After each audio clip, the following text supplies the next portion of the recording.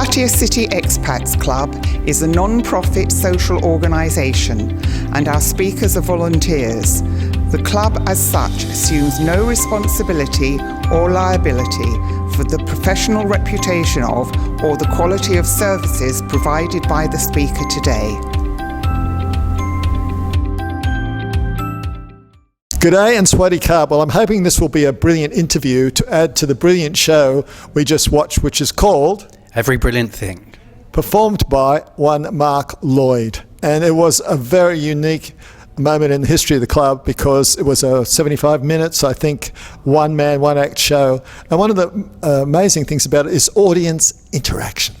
Yes, that's one thing that makes this play special, is you're breaking the fourth wall and making the audience, really engaged and follow along what's happening.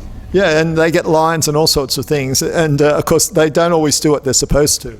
No, quite often there are people who just don't want to participate. They don't feel comfortable, or there's a delay in saying the lines. But overall, it really helps make the play successful. So, on a score of 1 to 10, how would you score this audience?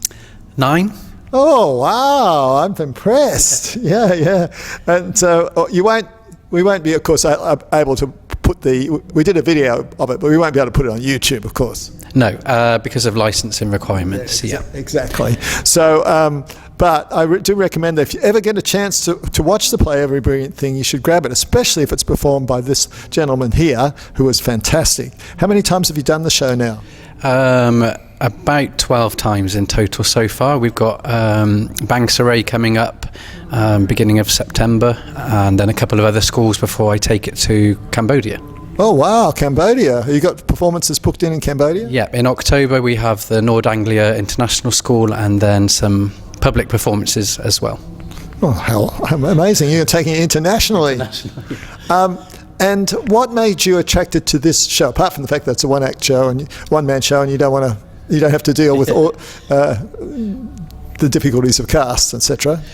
One of the aims of my theatre company is to produce work with a social agenda. So we normally, whether it's comedy or dramatic, there's normally some kind of social issue interwoven with the play. Coming from my own background of experience in mental health issues, I was really drawn to this play, and also the interactive and immersive theatre element to it as well. I like the audience to, I think theatre should do more than just entertain. I like people to go away and think about or question what they've watched. Yeah, well, many different types of theatre, etc. But of course, yeah, this was a sort of interactive Waiting for Godot. It was very, because it dealt with very deep issues. Yes, yeah, it does deal with some deep issues, and there are times when it's moving, there are times when it's funny, but clearly there's a journey. This character goes on a journey, and I think a lot of people can relate to this character's journey. Yeah, and that's one of the things about the show, because really it starts off when the kid's really 7 years old, and then it goes to him at about the age of what age? About 40. So starts off when he's 7, and then to begin with, he's trying to just make his mum feel happier. So he writes this list to make his mum feel happier, and then as he gets older, the list takes on a life of its own, really. Yes. Now, is there somewhere people can read a bit about the play or learn a bit about your theatre company? Yes, so we have a Facebook page, Odyssey Theatre Company. We do have a Twitter account. Don't have a web page yet. I'm just in the middle of building that. But you can also Odyssey Theatre Company on Facebook. And you can email us to find out more. Support at odysseytheatre.org.uk.